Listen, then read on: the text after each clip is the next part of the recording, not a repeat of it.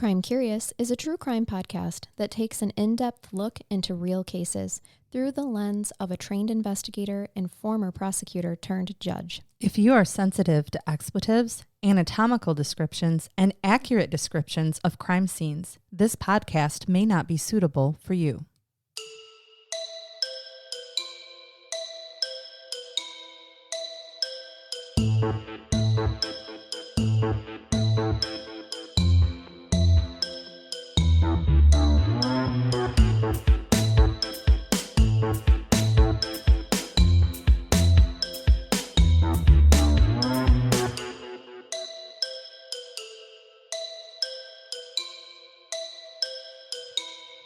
Have you or someone you love been a victim of a crime that's still unsolved?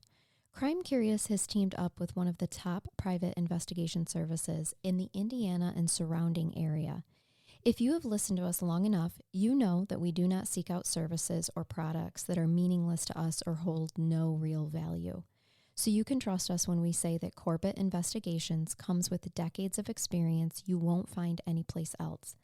Corbett Investigations is run by a former homicide commander of one of the country's most successful homicide units, has put over 400 people in prison for homicide, handled over 1,100 death investigations, and solved 33 cold case murders. To be real with you, Mr. Corbett had a really difficult time telling us what we should highlight in this segment because he does not like to sound like he's bragging. Solving crimes has been his life's passion, and he has never done it for the accolades or recognition. He has a whole team behind his services that help him be so successful, as they specialize in things like bloodstain analysis, ballistics, crime scene reconstruction, and forensic pathology, just to name a few. When you contact Corbett Investigations, you talk directly with Tim Corbett. He is hands-on with every case and can travel anywhere that's needed to get the job done. Corbett Investigations prides itself on honesty, truth, feet to the ground, real investigation work, and the strength to stand up to whatever is in the way of solving the crime. Corbett Investigations specializes in complex homicide cases, sex offenses, and criminal investigations that are old and new. Tim and his team have a reputation for finding witnesses and information that others could not. Although we hope none of our listeners ever need private investigation services, if you do, we recommend contacting Corbett Investigations and mention this segment on Crime Curious for a free consultation. Contact Tim Corbett today at 574-229-8115. You can also check them out on Facebook at Corbett Investigative Services, Inc. Thanks for listening, and now on to the show. Welcome to Crime Curious. I'm Charnell. I'm Megan. Let's take care of all of our gree-gree needs. This is our good lucks. Hold on, I've got the ducks. Hold on. Okay. Oh, so much good luck in the air. And I'm just going to fondle the dormouse, Good and idea. I'm not going to tell everybody what you're doing. Yeah, good idea. You've done this for over an hour now. I know. Because for Listen. those of you that don't know, the Patreons get to listen to these immediately. Yeah. If you're a general audience episode, you have to wait until next week, but sometimes it's worth the wait. I understand. Sometimes. Keep listening, even if you're not a Patreon. Yes, please do. But I've been watching Charnell stroke her comfort item here for Yes. You remember an hour or so. many episodes ago, I told people to grab their comfort phallic Object. And obviously, This is where we Tasha are. has made me one. Yes. And it turns out that it comes in really handy when I need something to fondle. That was a while I'm play reading on my words notes. that I don't even want to dive into. It does come in handy. It sure It does. sure does. Sure does. I love that you always pick up my subtle cues and Why lines. is it subtle? I think it is. Okay, fair but I enough, guess fair it's enough. Not. It is Or to it's the just the innocent two minds. of you. The two of you.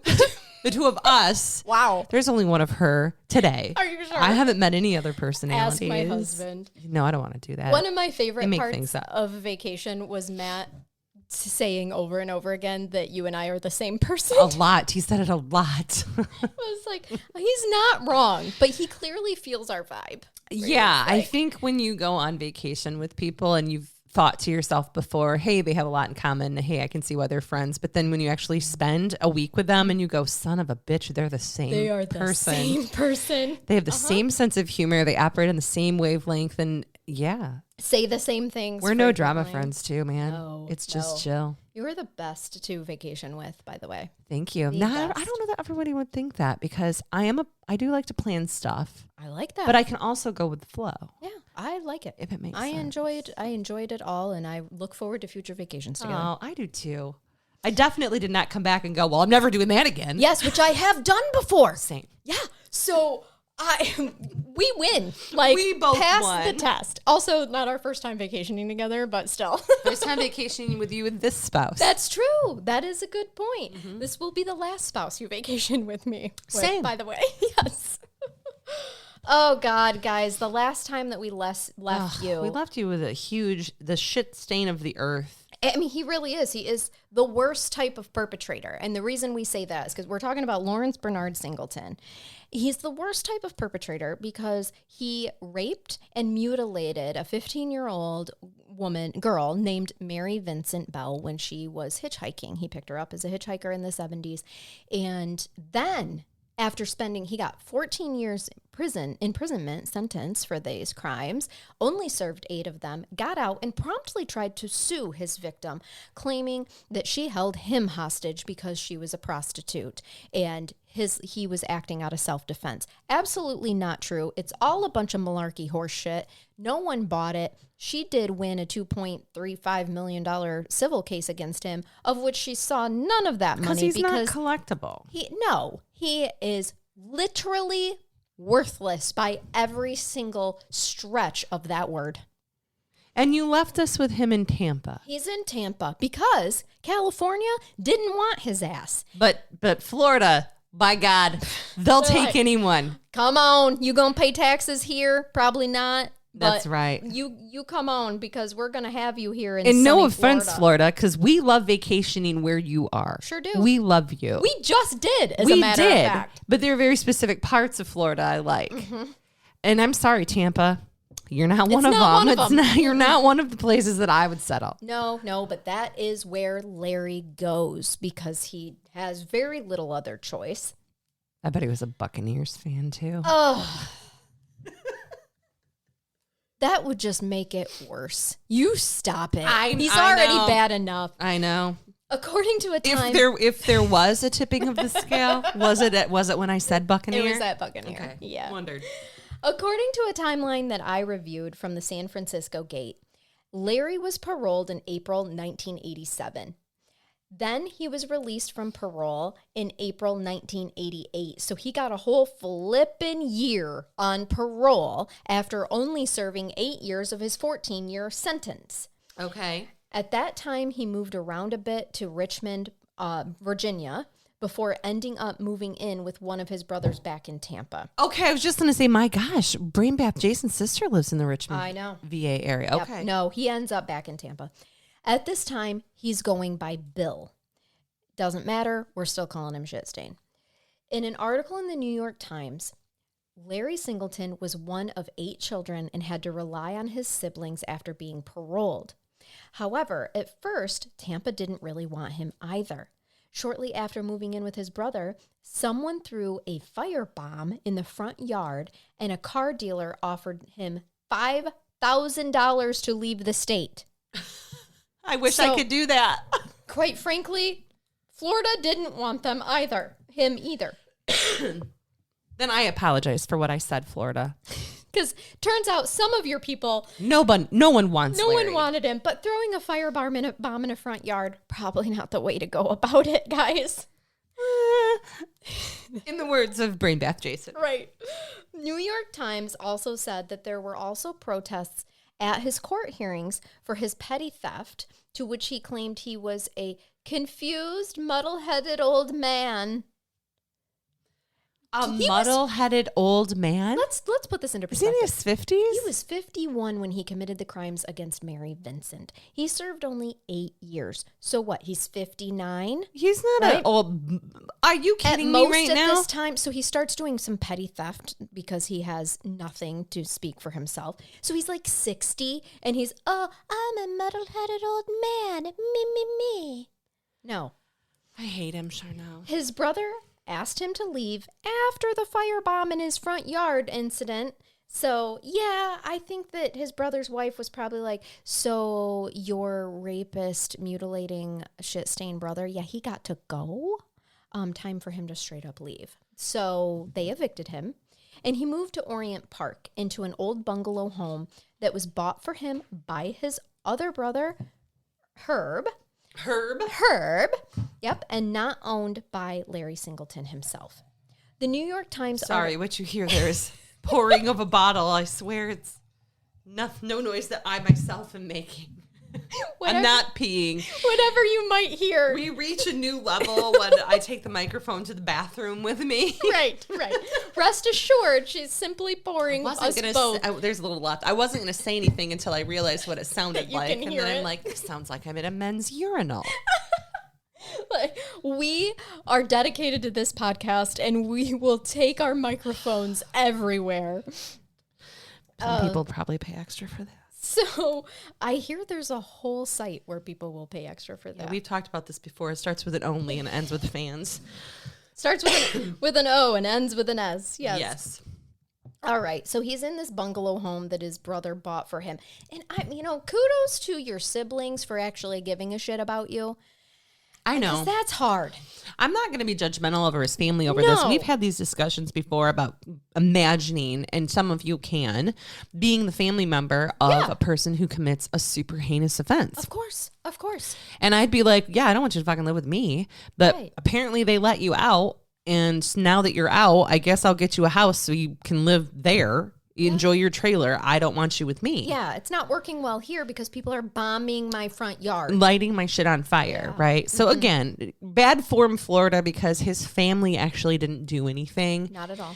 Maybe they did. I mean, we do get cases where we have perpetrators, family members who are very adamantly for, in support of, and are quite...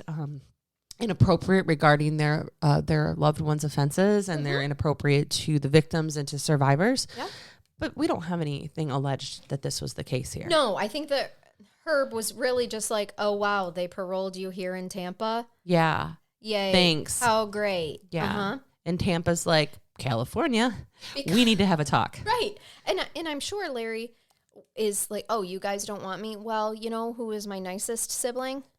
Herb. I'm going to go to Herb's Little house. Herb will take me. Okay. So he does. But anyway, just so you guys know, according to a New York Times article, the community members of Orient Park that did know of Larry's less than savory past were a bit fearful of him and watched their children and wives around him. But eventually, everyone just started to accept him and believed the tale that he had been spinning about being framed by a sex worker. Okay. Mary Vincent was not a sex worker. He was not framed. There was no one else in that vehicle with him. His defense rested on that there were two other men in the vehicle, one of which, another one that was named Larry, that perpetrated the crimes, and he was passed out the whole time. None of that is true. No. Mary survived. She raped and maimed a 15-year-old girl. Yes. End of story. Period. Point blank. He can believe his own lies, but nobody else does. I think he does. He does. He lives in his own reality. We know people like that. Fair. But no one else. Why you gotta look at me so intently? No. Because you probably know who people I'm talking about. Okay, as long as you didn't mean me. No, but they do. They live in their own reality, and no one else has to live there with them. And no one else is living with Larry here. By all accounts, Larry was the epitome of a good neighbor. He fixed up his home really nice, immaculate even. According to Fred Rosen in his book, The Mad Chopper, $90,000 had been sunk into the bungalow home to make it the nicest on the block. Considering at this time Mary was living on the streets and he did not pay her the $2 million he owed from the lawsuit that she won against him, I find this information deplorable. Even if I do digress here. No, we are back to the same situation where somehow we have perpetrators living a far better life than victims and survivors of crimes. Yes, this is not okay. So back to the story. The neighbors actually liked him. He would fix things up for other people. He would cook steaks, the whole shebang. He was even a part of the bowling league. Larry, I beg of you, don't ruin bowling for me, man. He is a master manipulator. He is a narcissist. He is getting people to like him. This is classic. He is. And remember, he was a seaman and a carpenter and all different various forms of work. So he's got handy. lots of skills. He is playing a real great part right now. And possibly this is his best role. Can you imagine him every Tuesday night on the bowling league? Hey guys, want me to buy you a round of beers? Yeah, absolutely. A bound of rears. A bound of rears. That's what I was about to say. I love that for you, but not for Larry. No. Larry doesn't deserve any rears. He does not deserve a bound of rears. Unless he's the rear that's getting bounded. Let's hope. A man named Tom Bennett was quoted in a New York Times article saying, every day he'd talk to you. He'd cook steaks and he'd bring them to you. He'd fix up his property really good. He was the neighbor you dream of. I started to believe him that maybe he was framed. And I understand that, Tom Bennett, sweet baby Tom, who's not used to being manipulated by, as you said, master manipulators. Who did sit through a trial and watch a young lady with no arms left talk about how the sexual assault was the worst thing when she was left for dead in a culvert in the desert. Yep, instead of her arms being cut off. Just summarizing what he didn't see.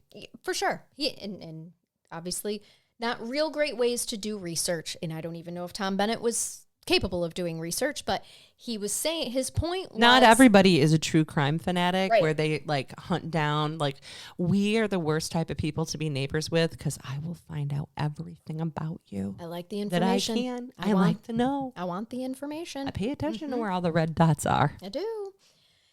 So I can understand why Tom, his neighbor, thought maybe there's some truth to what he's saying, and he was framed because by all accounts, he isn't a dick to us. He's bringing you steak. I know, but I still just want to ask all the neighbors if any of them would let him babysit their daughters. Love it, Megan. I love it. Because you're right. I think that gives people pause. I know. I realize he's a nice people neighbor. in the article were saying, I would watch my wife and children around him. Right. You bowl with this guy. You have a brewski, you eat a steak. For sure. Now take your 15-year-old daughter and tell her that she can hang out at his house for the night, at Larry's house for the night. I say that's a hard no. Yeah. I'll come pick you up at midnight. Mom and I are going out. Larry's going to make sure you're safe. No. I would hope that their instincts would tell them no, but... From the jobs that both you and I have done, we know that unfortunately that is not the case. I know. And there are plenty of people that would have been fine with that. That would say, oh, yeah, he's a great guy. He brings me steak. I have some brewskis with him. Everybody makes a mistake, and she was a hooker. Oh, right. In his words. Good point. Everybody makes mistakes, and she was a sex worker, and she manipulated him. Yeah, and she was asking for it because she was a hitchhiker. Absolutely. Yeah. Because in the 70s, if you hitchhiked, apparently that was an invitation to rape. Yeah, or be murdered. Yep. Not only does Larry believe his own lies, but now, of course... And obviously the good behavior, the prison believed his lies for good behavior that he was released on. I don't think they did. I think they just let people out then, Charnell. Yes. This is pre-prison legislation. True. This is pre the Singleton bill. Whoa, right. Where now they have to spend at least 25 years, no parole, maximum is life, instead of maximum being 14. But I'm assuming you're about to tell us what it takes to finally get a bill like this passed. Mm-hmm. Well, yes, because they duped his community, too. And his community was duped until the fateful day on February 19th, 1997, when Larry Shitstain Singleton commits his next heinous criminal act. This is 20 years, right? 20 years after his first assault. 1980 or 1979. Yeah. When he assaulted Mary 18 Vincent. years. Close to 20 years, Close to 20. Articles from the Salon describe Roxanne Hayes as a 31-year-old mother to Akina, who was 11, Clifton, 7, and Malachi, 3 at the time. She had a longtime partner of 10 years named Clifford Tyson. She and Clifford were actually married under common law, which was enacted back then. She was also a sex worker. And although this is relevant to why she was with Singleton on February 19th, 1997, I am straight up pissed off by the fact that she being a sex worker is just about all that you can find on Roxanne Hayes. That is so unfortunate. I'm glad that you pointed out the other things you were able to find. Mm-hmm. She was a mom. That's right. Had a partner who she'd been with for so long that they were considered common law spouses. And I'm assuming this is the state of Florida. Mm-hmm. We don't have common law marriage in Michigan, which is a misconception. Some people think we do, but we do not. But they do in some states, southern states usually. Yep. I don't know if Florida still does, but They may have abolished it, but again, common law is hard to abolish. It's usually just something that exists. It's just there, right? yeah. And so she has somebody who loves her, but she's making ends meet by engaging in sex work. For sure. At the core of it, she is a human. She is a mother. She's a partner. She's a daughter. Okay? It does not matter what she did to make ends meet, to earn money. I don't care if I needed to search all the way to the devil's anus. I was going to learn more about who she was. And according to the police, she had no qualms and offered no apologies about what she was doing or why. This is why she needed to do this to make money, okay? She had been caught numerous times engaging in sex work. Okay. If that doesn't tell you the need for survival, to do this for survival, then I don't know what does. And I know there are a lot of people risky out behavior, and it is behavior that puts you in more dangerous situations than people who have common professions. Yep. The salon, Except when you're a hitchhiker.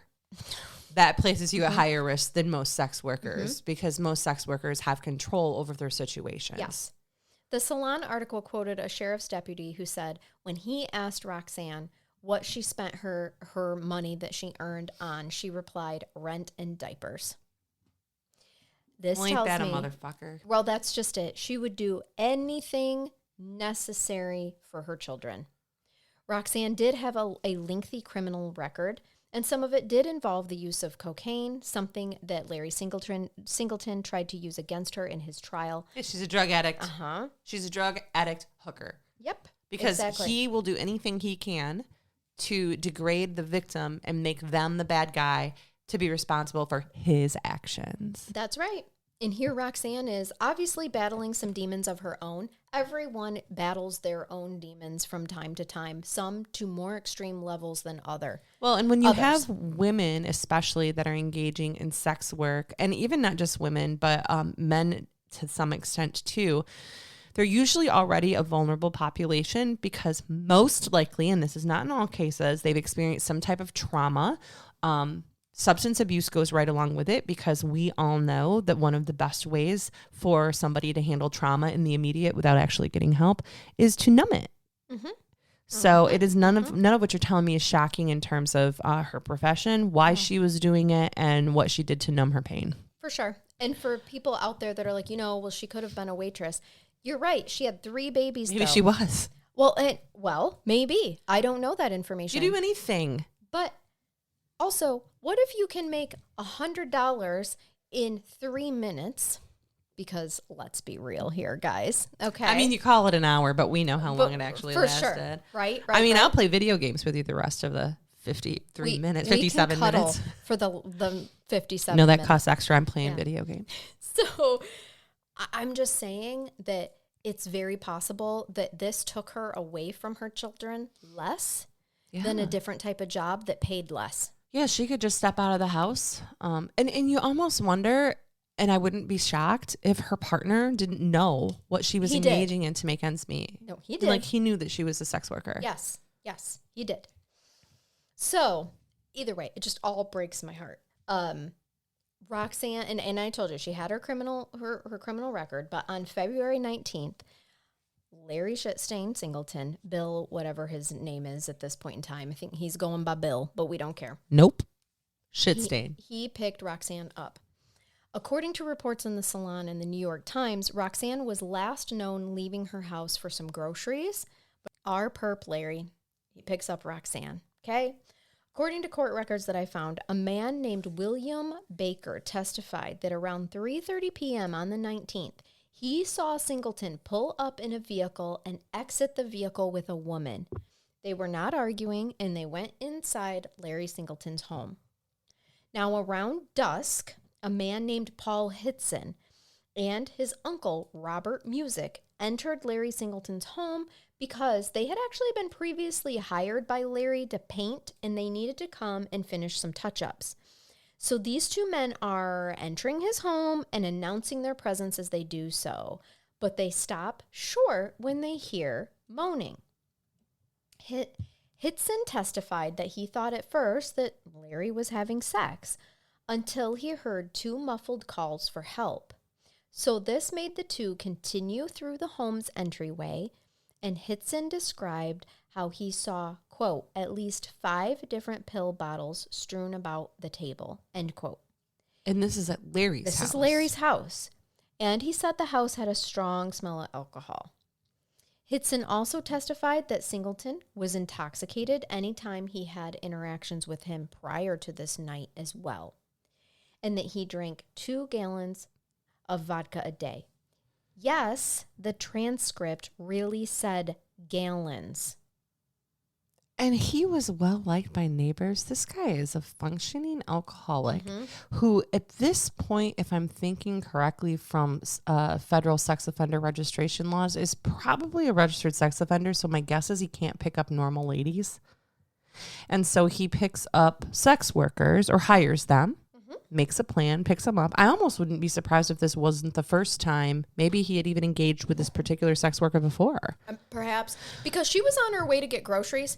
I had wondered if they had a previous relationship because she was on her way to get groceries, and then, they just run into each other. And so then he's, hey, you want to make a few bucks? Yeah, Whatever. absolutely. Yeah, That's absolutely. what I haven't had sex in a while. Yeah. And she's like, okay, it's still $250. Right. Let's go to your house. Right. And then I can run home after. Can you hurry so my ice cream doesn't melt? Yeah. Maybe she already knew her ice cream wouldn't melt. Yeah, that's a good point. So she's like, yeah, I got time. Oh, yeah, I got 5 minutes, buddy. Yeah. So Hitzen continues to say that he walked to the living room and saw Larry Singleton naked. And I'm so sorry for that image because it's just like this big, bulbous-nosed, white, elderly man. Not elderly, but yeah, with what I can only imagine is a micro a little earthworm hanging down. Yes. And he says, so here he's naked, and he's bent over a woman's bare legs. He could see blood on the thigh of the woman. He called Larry's name, and he just stood and looked past the 2 men with a blank expression and then turned his attention back to the woman. So Hitzen runs out of the home, tells his uncle what he saw. So I apologize because his uncle wasn't with him. So Larry was just looking at Hitzen. Okay.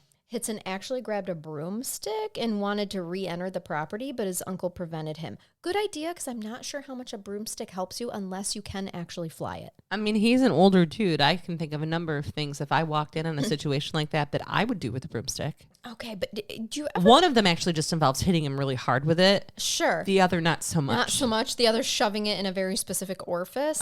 It was very eye for an eye for me. Yes. I was going Old Testament for a minute. There we go. I'm going to bring myself back, though. I mean, that's I'm bringing fair. Jesus back. I'm going to leave the Old Testament there for a minute. Any vulnerable space. That's what you should go for. You have a naked old man attack. sexually assaulting somebody and possibly in the process of murdering them. Yeah, yes. Plenty of vulnerable spaces to I clearly use. am going to aim for a vulnerable space. Nobody ever... Don't let me be the person who catches you committing a crime while you're naked and vulnerable and possibly elderly. I mean, he's like got to be close to 80 here? No. He's in his, so it's 1996. Let's see. He was 51 in 79. So yeah. He's close to 70. He's not young. Let's say that. No, but I know lots of 70-year-olds who are in fantastic shape. Oh, absolutely. So I don't think I could assault the old guy to get him to stop murdering somebody Hold now. on, though. Let's clarify. The pictures I've seen of Larry, not in excellent shape. Okay. I think you would have been fine. All right. Megan. You would have been fine. All right. So instead of attacking him with said broomstick, the two ran to the front of the house and looked in the window. They could see a naked Singleton bent over a woman with hands around her neck. So Hitzen decides to kick in the front door, and at this point in time, Larry stands up and looks at the door. The woman lets out a muffled help, and then Singleton says, "Shut up, bitch," and proceeded to hit her in the chest, face, and neck. The two testified that they could not see a weapon in Larry Singleton's hand at this time. But they're watching him kill her. They are. He is still hitting the front door, and then this is Hitzen. Sorry, Hitzen is still hitting the front door. Go back in the back. He and his uncle decided to drive around the block to a gas station to call 911. Okay, they don't have cell phones. So then They said that they drove by Singleton's house on 2 more occasions waiting for the police to arrive, and they even called a relative of Singleton to inform her of what had happened. My heart is breaking. Yes, they could have attacked him and prevented They her walked death. in on this. Yes, they did. And he's an old dude attacking a woman. And I don't want to be judgy of the people that walked in on this, but I am.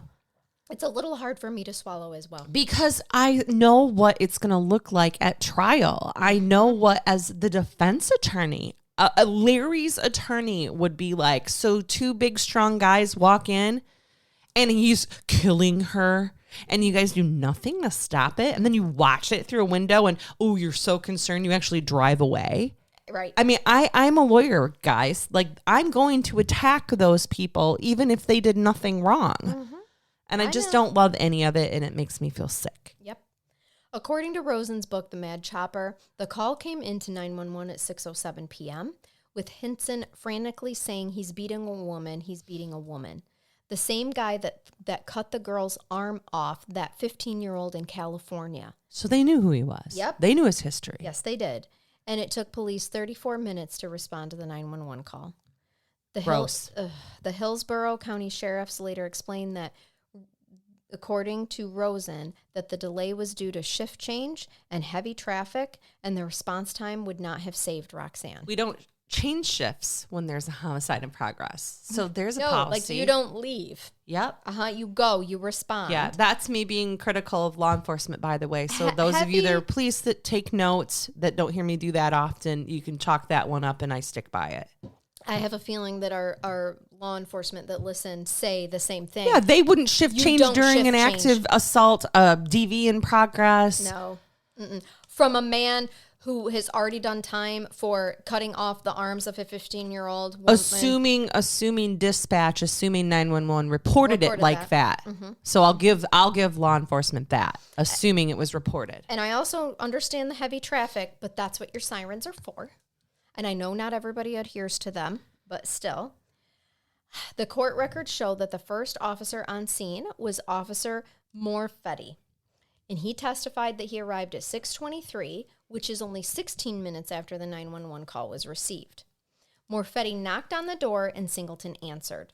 The records say that he answered wearing an unbuttoned shirt and shorts with the fly open, and that he had a scratch and a bloodstain on his chest. And not going to play crazy, Larry, because you took time to get dressed, Right? and crazy people don't put their clothes on. They I don't. know. Right, exactly. They don't care that they're naked. They do not. They don't even know that they're naked. The strong smell of alcohol was still on his breath. Other reports say that he was naked with a condom hanging from his wanker. So this is where it's important to get good sources. And I'm going to clear it up later where that came from. But he did not answer the door in the condition of a condom hanging from his wanker. Okay. But I did want to include it because the image, dear God.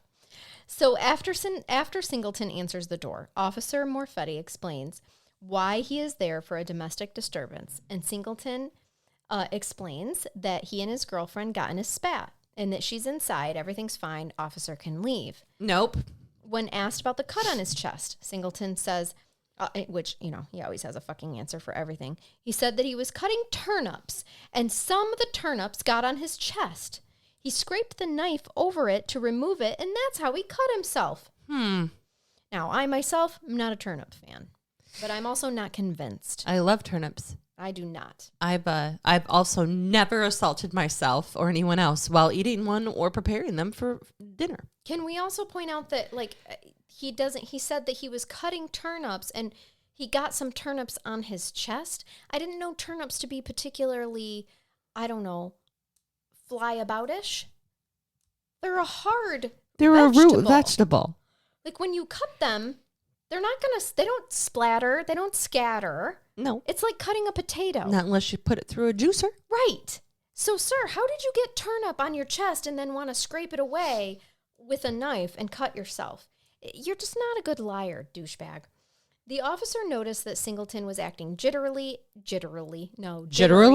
Well, he was triggerly and jitterily, and we make our own words on Crime Curious. He was acting jittery and literally bouncing from side to side. Just then, the phone rings. Remember those days? Yes. And the wall. And I loved the sound of a mm-hmm. phone ringing from the wall. He goes to answer it, Singleton, that is. And although he attempted to close the door, it stayed open about 5 to 7 inches, and the officer could see a woman's bare foot on the floor. Then the door is pushed farther open, and the officer saw a naked woman face down on the floor with injuries to her side and a blood clot in her nose. Morphy immediately went inside to call dispatch and EMT for backup. Next, Singleton approached the police car, and he was put in handcuffs. Then Morfetti immediately went into the home in an attempt to aid the woman. However, it was too late. Roxanne Hayes was pronounced dead on the scene, and later an autopsy was done. Dr. Lee Miller said the cause was revealed to be multiple stab wounds to the trunk, penetrating the heart and the liver. She was stabbed 6 times in her chest, abdomen region, and once in her face. You just know he did all this after, too. Oh, absolutely. No bones were broken, and there was no bruising or signs of strangulation. Dr. Miller could not determine what order the wounds had possibly happened in, but only 3 of the 7 were considered fatal. And the saddest thing to me is that the 3 that were considered fatal are hard for me to say in at least sequence in consecutive order. They were reported by Dr. Miller to have taken anywhere from 4 to 20 minutes of bleeding out before loss of consciousness and death, to occur only a couple of minutes after that, meaning death happened only a couple of minutes after she went unconscious. Therefore, we know she was conscious when she was screaming for help and people reported it. Yeah. Therefore, the police explanation of response time I mentioned earlier was correct. Even if they had been able to get there faster, there was nothing that they could do. During the arrest, the court documents show that Singleton remarked, "We had an argument and she threw something at me, so I killed her.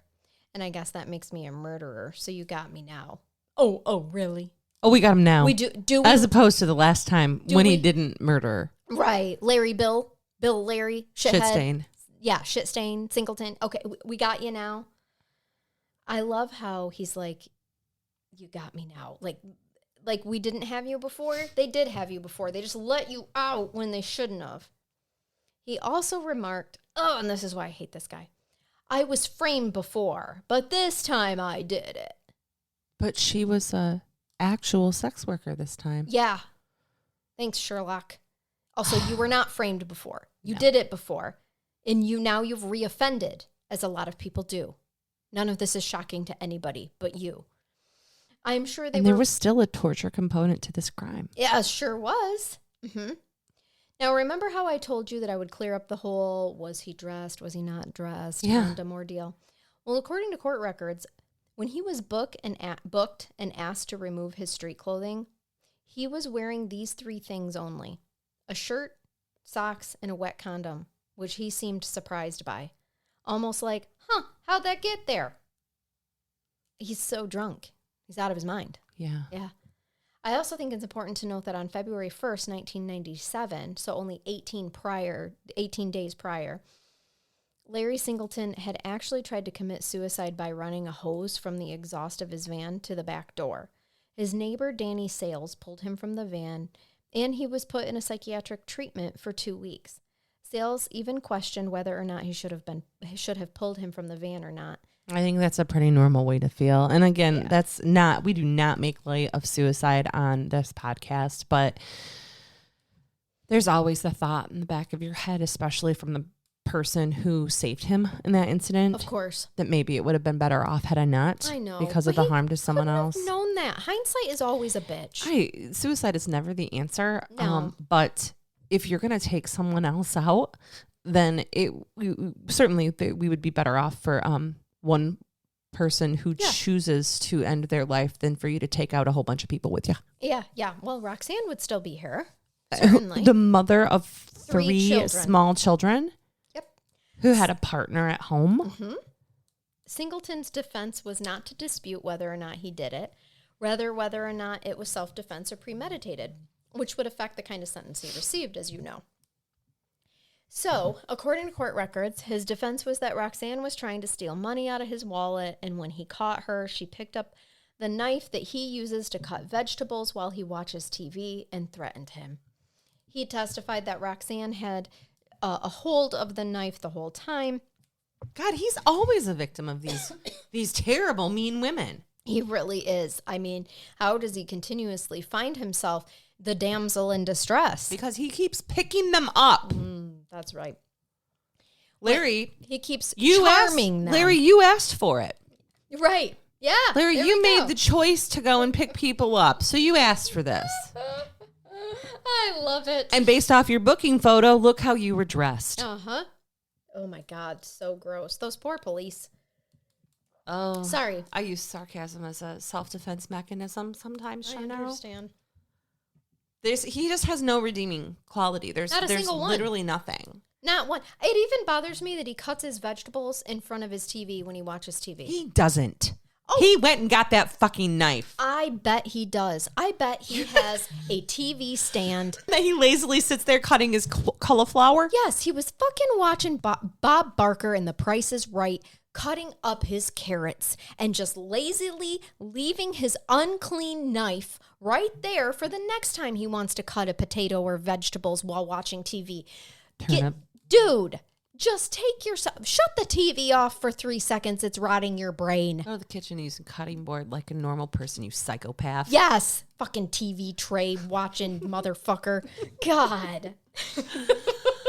Of everything that pisses me off. You become very violent about our vegetable cutting on this pod. It's the fact that he sits lazily in front of his TV and cuts his vegetables, and yes, I believe every part of that. I do too. It paints a picture. It does.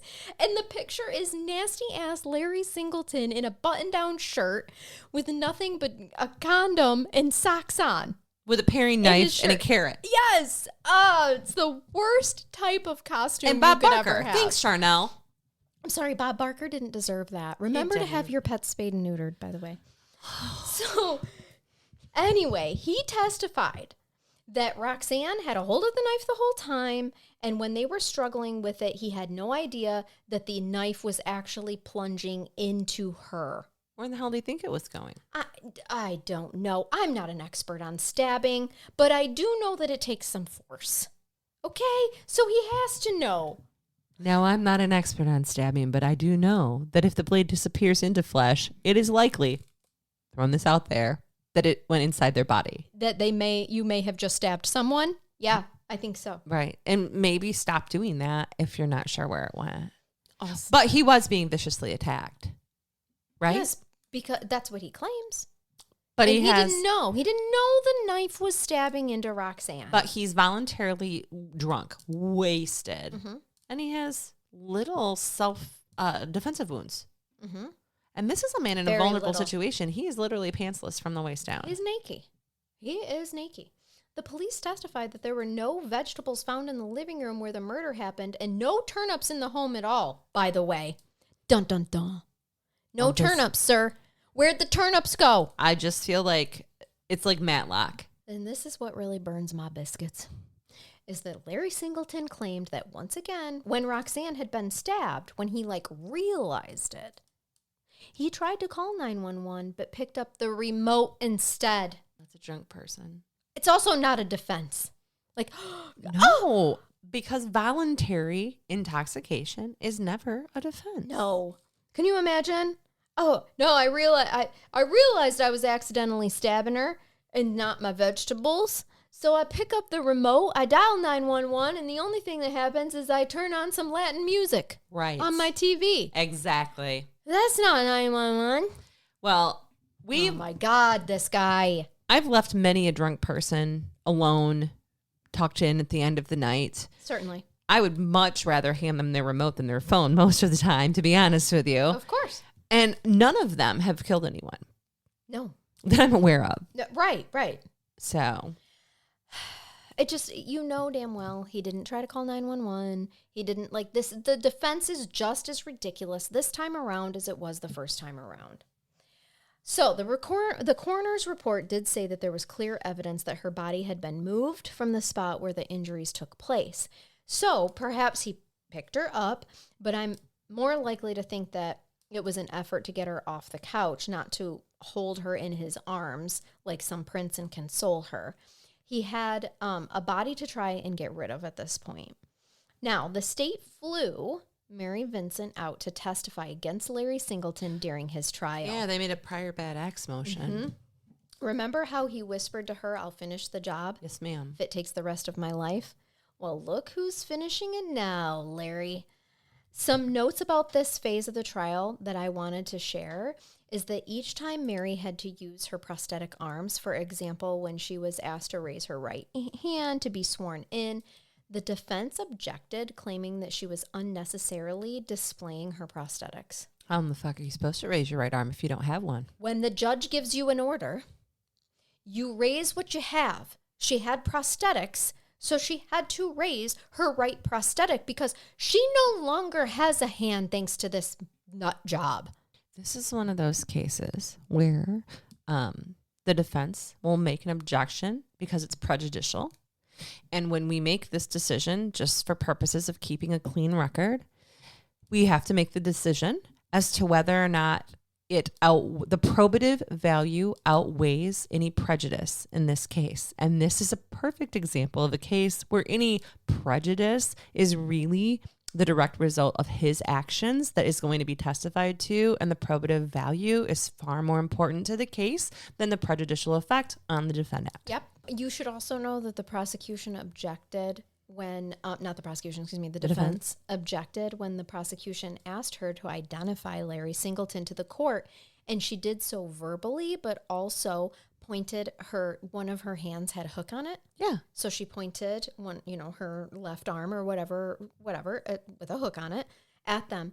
The judge overruled the objections and allowed Mary to use the only flipping hands that she had thanks to Larry fucking Singleton. This was a bad defense tactic, in my opinion, because yes. it does not endear you to a jury. Thank you. This is also a pre-trial motion or conversation that should have happened to perhaps minimize any negative effect or prejudicial effect if the judge were to have ruled that there were some.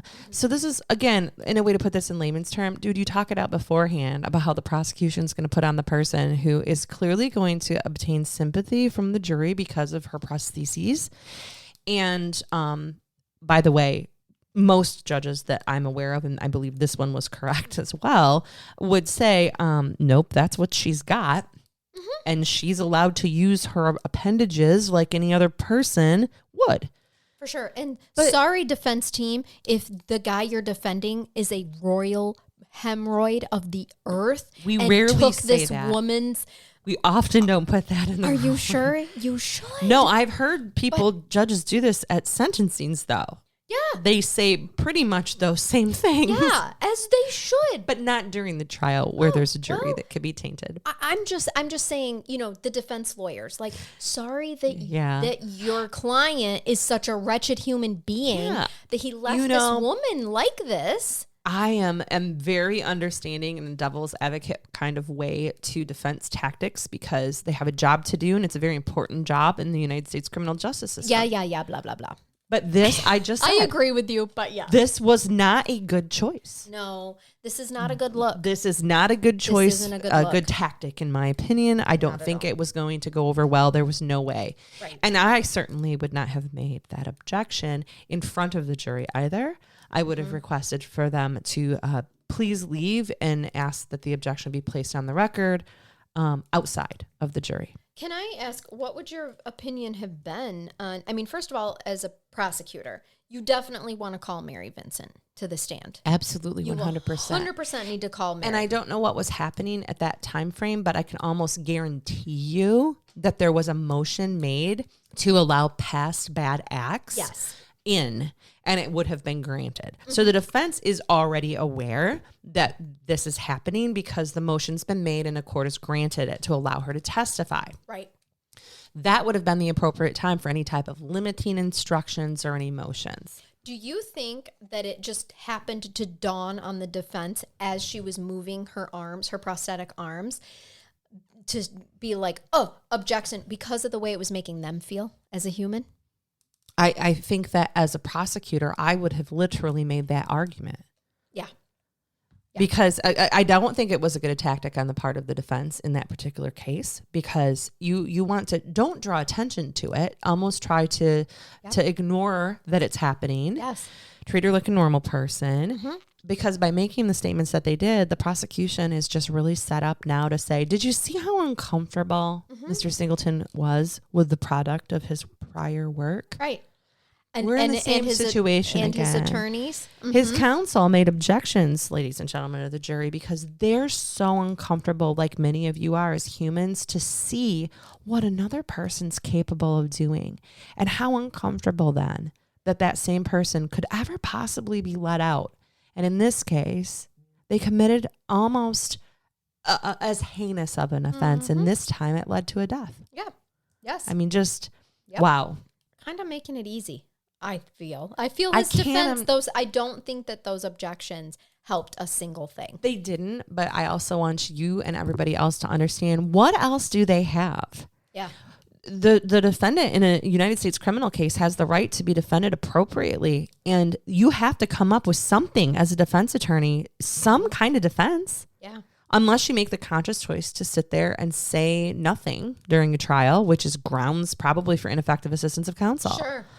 If they wouldn't have said something, you know that Larry's going to later file an appeal and say that his attorneys were ineffective because she was unduly prejudicing, the prosecution was unduly prejudicing the jury for them, and his attorneys did nothing about it. Right. Well, in this case, attorneys did try to do something about it, and it made them look incredibly bad. Yes. And it made Larry look incredibly bad. And it drew attention even more to what he had done to her. But there was a ruling on it at least. Mm-hmm. Yeah, it was overruled. That's right. On April 14th, 1998, Lawrence, Shitstain, he was sentenced to death for first-degree murder. Let me say that again. He was sentenced to death for first-degree murder. The jury found him guilty, and then the judge later gave the sentence. All right. Now, at this point, I want to talk more about Roxanne Hayes. The Las Vegas Sun did a nice piece highlighting the bravery of Roxanne's oldest child, Akina, who was 11. She had to identify her mother's body in the morgue. Where was her partner? I don't know because, I actually put that. I'm sorry. You do know. Clifford Tyson, at this point in time, because they were only married under common law, they wouldn't recognize him as next of kin. He's not her legal next of kin. Right. You're right. Even with a common law marriage, your legal next of kin is your biological child. It's her child. Or your parents if you have no children. Yep. She also sat through the entire trial as photos of her mother naked and stabbed torso were displayed. She's 11? At the time. Yeah, so she would have been 12 at the time of the trial. My youngest is 11. Mm-hmm. I'm imagining her right now having to testify to this. Yep. Clifford Tyson reported to the Sun that she is the strong one. And I mean, yeah, hell yeah, I'd say. I wanted to include this because it's like so much attention gets put on not only the murder in this case, but on Roxanne being a sex worker and whatnot, that I wanted to be sure to educate us on why Roxanne was in the profession that she was. She was raising some strong-ass kids, and she was trying to do the best that she could for them. Akina told the Sun that she was upset about the death penalty because if Larry Singleton asks for forgiveness before he dies, God has to grant it, and then he gets to go to heaven and live a better life, and that's just not fair. Profound thoughts for a 12-year-old. It's super profound and something that I hope a pastor or somebody would have explained to her that is so not something she should be stressing about. Right. Mm-hmm. Tyson told the judge that he had forgiven Larry Singleton because Roxanne did not like hate, and that it would be enough for him to have Singleton just live out the rest of his days in prison. And I'm not sure that I could do that. So he's pretty amazing too. The last thing I'm still agreeing with the 11-year-old. I'm having a hard time with that Christianity concept momentarily, just for a second. I'm having a hard time letting that sink in. Yeah. I truly, like I said, it was very profound. But I recently did watch Little Nicky, and I feel like maybe there are some other options. Well, the pineapple. Yes, for sure. It was seriously on network television the other day. Was it really? Yeah. Oh my Lord. It was. In spirituality, the concept is that no, you don't just automatically return to your soul state and receive absolution. Nope. You go through an extensive life review, and you actually relive through everything that you did that harmed another soul. Oh, so I like it better that by, giving your Lord and Savior Jesus Christ your complete, following on your deathbed, you're actually just giving yourself the option to be back in front of him at some point for the life review. Yes. That's better. That makes me feel better. Go through a life review. You feel everything that you made the other person feel, and you learn as a soul about that. Many souls, like very, very dark, problematic souls, such as Larry, often go into a certain type of seclusion and self-proclaimed purgatory. So someone needed to explain that to the 11-year-old. Yes. As simply as possible. Not you just automatically ask for forgiveness and you go to heaven. There is still retribution. There are still things that your soul has to go through to bring itself back to the light. Because if it's possible. In extreme circumstances, when it's not possible, then your soul is deconstructed and the energy of your soul is remade where it can't cause harm anymore when it reincarnates. And then little Nicky and the pineapple. Right. So instead of the concept of like, well, you go to hell for all eternity, it's just more so your soul that is made up entirely of energy cannot function in the light. And so it needs to be reconstructed. Those are only extreme circumstances. I just want to go back to the Greeks and just have him nailed to a stone only to have a bird eat his liver every day over and over again. Anyway. Listen. I digress. I don't know what happens in that purgatory, okay? That goes on. Time is different there, okay? But it's not a purgatory that you're put in because of a particular deity is punishing you. It's truly your own soul. I don't want to say punishing itself, but teaching itself the extreme harm that you cause another human being. I don't know that Larry has one of those. And it's very small. This has a lot of evolution to happen. This being the first case you ever researched and where we are now with this, he really is one of the most heinous individuals we've ever covered. And we've covered some pretty terrible cases. But even in some of the most extreme murder cases, people have shown remorse. Yeah. Larry continues to make himself the victim. He is the worst of the worst. I agree. In my opinion. He is, as you said, he seemingly has no soul. It's possible. I just don't buy that this man only has 2 victims. Oh, I agree 100%. Yes. No way. He has physically and sexually assaulted other women and other children that never came forward. I would put my house Now, on it. I could believe that only one of them, this last one, resulted in a death. Yeah. But I do believe that he is an incredibly dangerous perpetrator and has been for decades. Unless, Megan, how many sex workers' crimes are unsolved? A lot. Right. A lot. It is extremely possible. We know he has the habit of picking up sex workers. Dude, and if you just start thinking about now the fact that he picked the 15-year-old up in the desert, separated her from her friends, put her in this van, clearly had a plan, went and got possibly a weapon, had weapons available, and then did what he did after that. Waited till he was close enough to a culvert to drop her. This is not a novice. I don't think so. This is not someone new to the game. Mm-mm. I wonder how many other people never made it out of their culverts. Yes. Agreed. Ugh, it's just awful. Please give me an ending. Well, so the last thing that I want to say about this creep is that when given the choice to address the court, he remarked, "I'm sorry about the death in this case. I have to carry it on my conscience the rest of my life." He said when he was urged to make a statement, "You're sorry for the death, but the tormented 15-year-old victim, and by whispering to her that you would finish the job, you're not sorry about any of that. You're just sorry that you killed Roxanne. I'm sorry about the death in this case." So how many others have them? I actually put in my notes, I personally would not be shocked if someday more women were found in connection with this guy. Now, the Hillsborough police did take a complaint from a relative that Singleton had made comments about a neighbor girl that made the relative uncomfortable and made them believe that he might act on whatever he was saying. Mary and her husband also believe that Singleton was behind phone calls and threats that she received conveniently right after his release from San Quentin, and was another reason for her attempt at a secret life. According to a timeline in the San Francisco Gate, Singleton died of cancer in a Florida prison hospital on December 28th, 2001, so only 3 years after being sentenced to death row. He was 74. Adios, shit stain. Well, unfortunately, cancer is awful, and we have lots of people, friends and relatives and such people who are dealing with this. We don't get to pick who it picks. No. But sometimes it picks the right people. Sometimes it hits the mark, yeah? Well, and if cancer didn't take him, the state was gonna. He was sentenced to death. I actually think that was probably the easier way out for him. He didn't deserve that. Other than he did have to face his own mortality. He knew he had cancer, so once it was he knew he was going to die too, right? Yeah, that's true.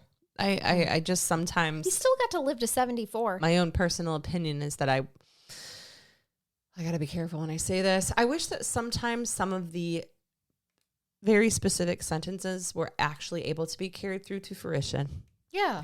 So many people sit waiting for that day for the sentence to be finalized. Yeah. Again, I'm being careful. And instead succumb to some other type of form of death. That does happen a lot. That wasn't what he was sentenced to. Mm-mm. So. Nope. I agree. He was not sentenced to cancer. You're right. Except for by the universe and the creator himself. So there is that. But right. like you said, there's so many lovely people that we know that don't deserve that, who go through that. Well, I have to assume that some of us are amazing, nice people that we know are sentenced to that type of a disease for some other reason. 100%. Yep. I don't know what they're supposed to be anything teaching, to do with but karma. it certainly doesn't have anything to do with karma. Nope, sure Agreed. doesn't. Are you ready for a brain bath? I so am, because I didn't think reliving this case was going to be as traumatic as it is, but I feel like I'm more angry this time. I know, because I'm telling it straight to you. Yeah, I think that's why. It is bad. It really is a horrible case. So I'm going to use my original brain bath from this case, even though it's a remake, because it's funny. Okay. My dad used to be a goat farmer. And we had all kinds of livestock, but towards the end, my dad is still alive. But I know. I meant towards the end of his livestock farming career, he had just goats. So I had to cover this one. Okay. According to a BBC News article from January 2009, the Nigerian police held a goat as a suspect in a car robbery after a vigilante group saw 3 men stealing a car and then running from the scene. 2 got away, and 1 shape-shifted into a goat.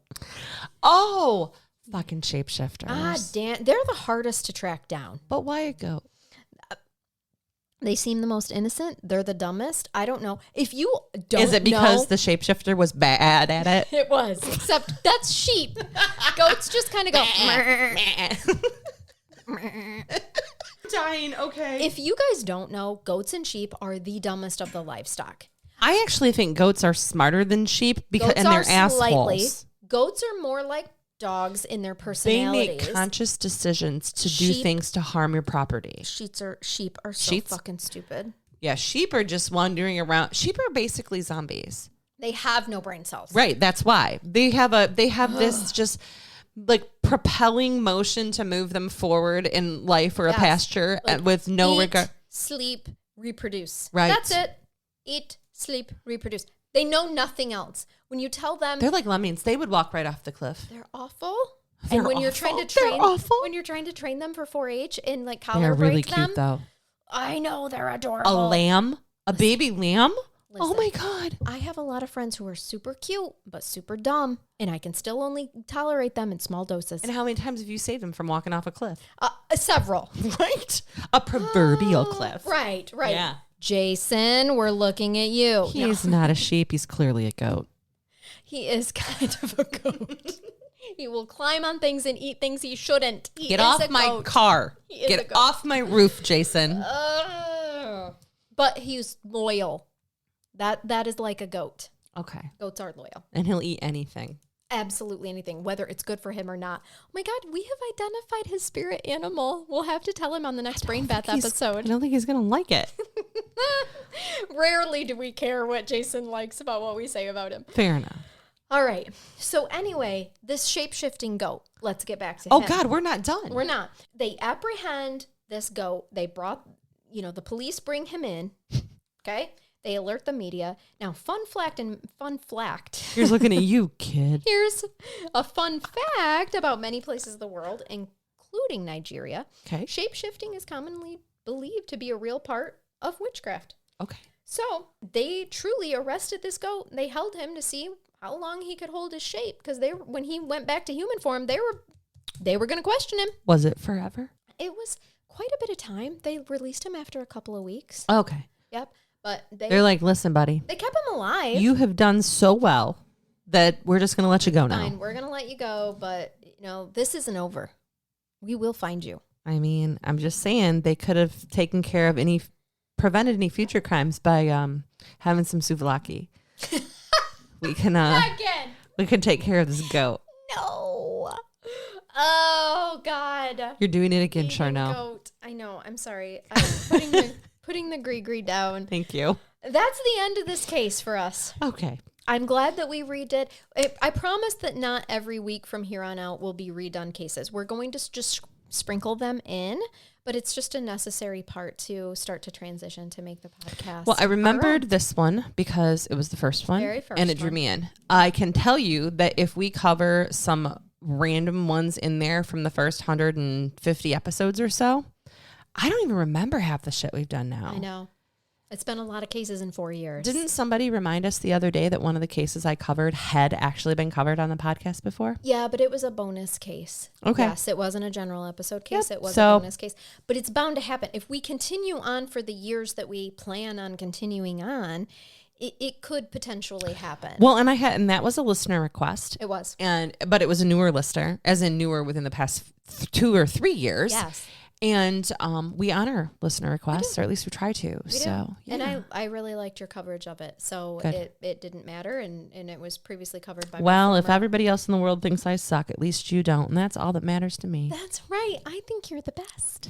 So, Thank you. all right. Until next time, thank you guys so much for listening and supporting our podcast. Even if you don't join Patreon to get the hundreds of bonus episodes, because we put several out each month. I don't know if you guys are aware. Sometimes we like to just throw this out there, but there are 5 bonus episodes available to you, including a Brain Bath only episode every month, on top of early releases of the general episode, which is what you're listening to. That's right now. with the $10 a month. That's with the largest. I know that there's other levels for those of you that do those. And I talked to quite a few people who are like, oh, no, my God, I love my $5 a month. It's awesome. Yes, yes. So there are options here. We try to keep it very reasonable because we like to make ourselves accessible to everybody. So, all right, with that said. We do our own stunts. We do. Oh, my God, I'd never let someone do a stunt for me. Never. They could never nail the landing. Right. Ugh. All right. Stalk it. Until next time. Keep it curious. Keep listening. Bye-bye. Bye-bye.